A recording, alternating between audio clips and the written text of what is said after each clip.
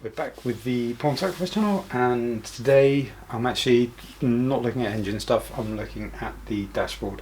So yeah, this was taken out just to make it a lot easier for me to get at stuff, all the wiring and what have you, which is the next job anyway. So yeah, if you've got a square dash 92494 for probably any mid-80s car with vinyl dash, chances are it's going to have cracked and warped under the sunlight. So I've seen a few different methods that people have used for doing this. There's plenty of different ones out there, but yeah, I'm going to try probably a combination of a few different things and see if we can't get this looking a lot better for when it goes back in the car. So there's these cracks all along, and it's not just the material, but on top, or the top vinyl layer, it's underneath. And essentially what's happened is this gone, quite often it's warped as well. Some of the gaps are fairly neat and tidy, but others, like for instance down here, there's quite a big gap there. So there's quite a lot to sort out. And the other thing is, and I don't know how well you're going to be able to see this, is where it's gone, it's kind of lifted up on the edges as well. So all I need to do first of all is just basically trim this down and cut that back and just make an area that will be nicer to fill.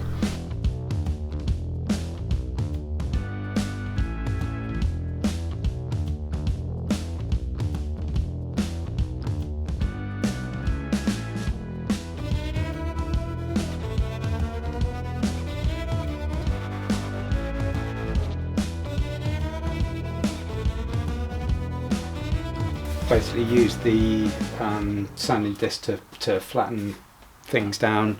It's taken a slightly wider area, which is fine, and then I've just used a Dremel to open up the cracks, so admittedly making the problem worse, but actually this just means that the filler that I'm going to use now has got somewhere to go. Big boy plastic filler.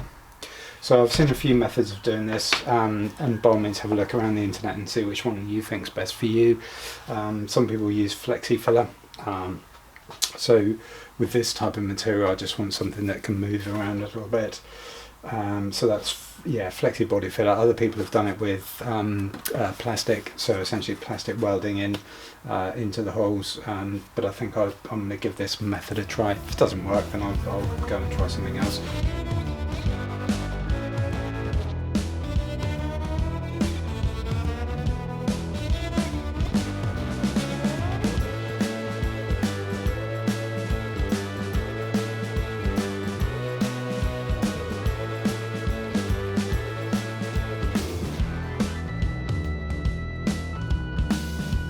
Right, that was starting to go off there, so I just had to mix up a little emergency batch just to finish it off. I don't know in the history of the using filler whether anyone's actually managed to mix up the right amount of filler first time. So yeah, so I'm just going to leave this now and then just go over, flatten it down, and then do another bit and then see where I am, and then maybe do another bit again. This isn't a thing that you want to try and do. And this isn't just me making excuses for my lack of skills. This isn't the sort of thing that you really want to try and do in one hit. Just take your time.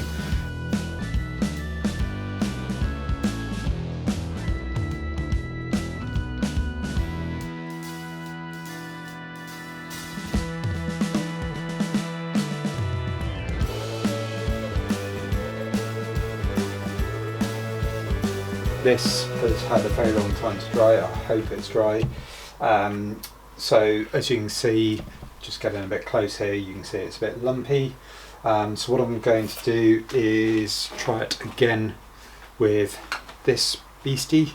I've got 320 grit and I've turned it right down because I don't want to be taking too much off.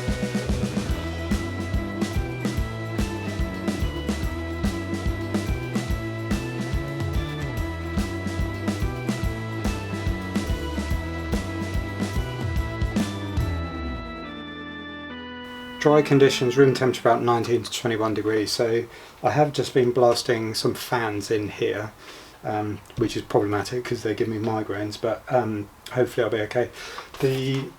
Yeah, I've got it up to about 20 degrees. I'm going to have to do this again, however, because having a look, if using light colours over dark trim sometimes best. I assume that's similar to the other way around. So what I am going to do is just give it a quick go with I've got this bumper black stuff, which I did a couple other bits with, and it seemed to go quite well.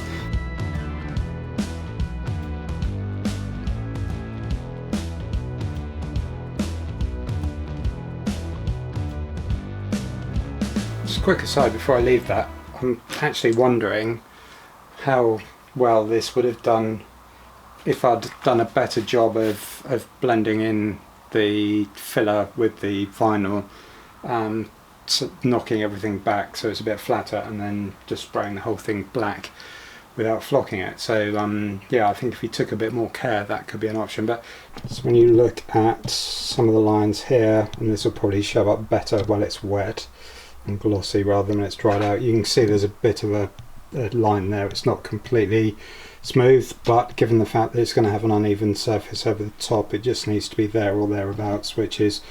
So I've done the painting and let that dry overnight. It's now the midday the following day, so lunchtime at work, and I just need to go heavy with the panel wipe. So I'm just going to run over the whole thing with the panel wipe one more time before this is done, and just let this dry. We've got the heaters buzzing away in the background, and it kind of says on the instructions that if it's too much warmer than it is, so it's about 20 degrees. It's saying I might move the thingamies away a little bit. So they yeah, so if it's too much warmer, then it's going to cure too quickly. So if you are going to do this, it's probably best as a spring or autumn job. It's recommending doing this in sections. So I think I'm going to try that. I might try and do the top first, and then the front, and just try and get it done that way.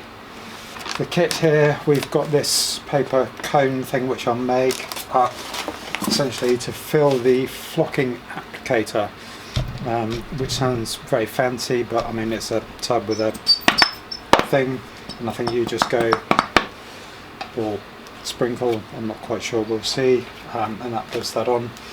A bag of flock and a bunch of brushes. It says to have a 5-minute working time. I can probably get the adhesive on in 5 minutes, but I'm not sure how long the flocky is going to take to do. Right, so I've filled my applicator, and it is just a case of squeeze and pump. So that's all good. The adhesive, I've just put a little bit in there. While I was doing all of that, what I decided was I'm going to just do the end pieces first of all, just so that I can get a bit of practice with it before I start going on to the main parts. So I've got to get the adhesive on and then work up, and it says to work up because otherwise you just get the excess dropping down and making a mess of the stuff beforehand. So here goes, first bit.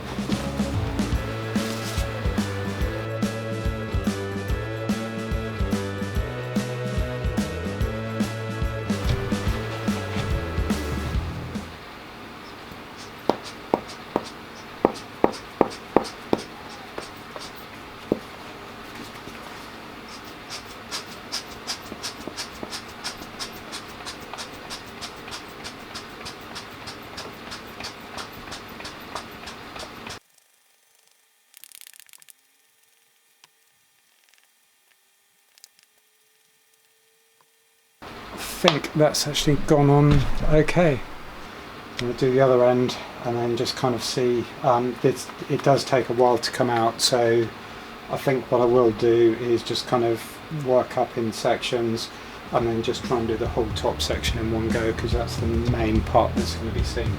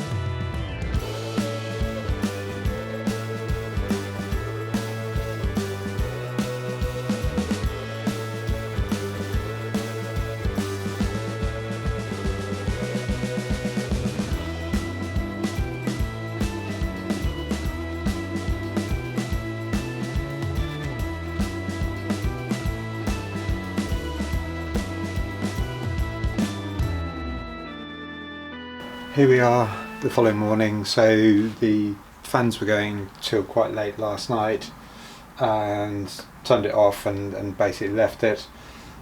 Reading the instructions, it says to leave it for 10 hours before touching it, and it takes 24 hours to cure. It also says if you leave it in the garage then it won't cure properly. So what I'm going to do is run it down to the house and just keep it in there until tomorrow, and then we'll have a final look. It's okay, I think it's a bit rubbish of a job. After the requisite time in the house to dry off, from a distance it actually looks okay, and this bit for instance is all nice and smooth like Mickey Mouse. The problem is, in a car you don't sit at a distance, you tend to sit quite close up, and when you get close up things aren't quite as good. So rather than having something all nicely done and smooth like Mickey Mouse, what I've actually probably got is something a bit more like a vodka for anaesthetic back alley vasectomy Mickey Mouse. Don't sue me, Disney.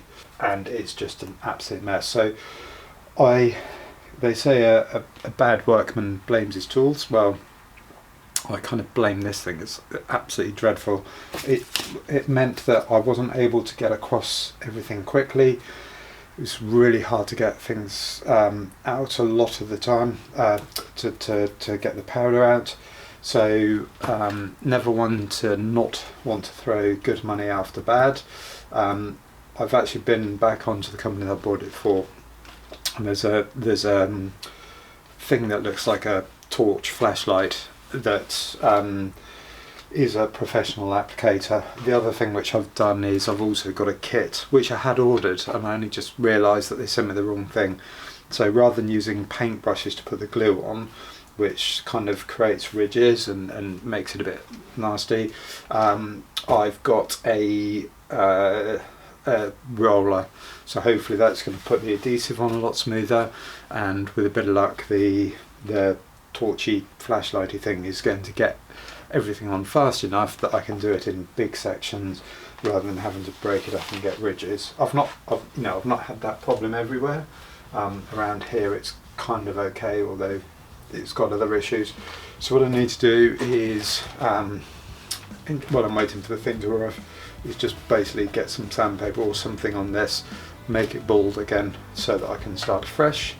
Yeah, I'll let you know what method I did for this. I'm going to take the video in, kind of see where we are in terms of length. I might do this as a double header, and then come back when I've got the new kit and just kind of review that. But for this kind of a job I probably would avoid anything with these kind of bottles, unless I've just got the technique really wrong. I mean, somebody might have been watching this and looking at it going, oh, of course it's not working, not standing on one leg and pointing east, but I don't know if there's a better way of doing it. Doing it with two hands seemed to work better.